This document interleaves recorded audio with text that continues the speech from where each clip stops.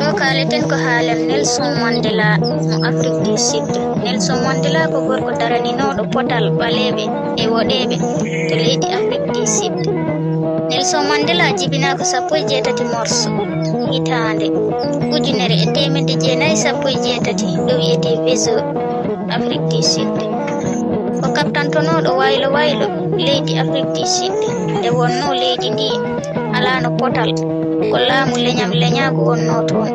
Ɓaleɓe nangirano toon tan ko ɓe gona yimɓe finɓe, ɓe gona yimɓe tinniɓe. Hay cuuɗi jangirɗi ɓe jiida, goto hen fof suudu mum jangirdu ko bangi. Nelson Mandela ko ɗen metti keɓi ɗum ha habtani ɓaleɓe Afrique du Sud ha tampidam ko ɓalejo jeyanoɗo e nder leydi Afrique du Sud. Nelson Mandela sokama duuɓi 25 sabu ɗum tan yiilade potal ɓaleɓe e woɗeɓe. Abonne-toi.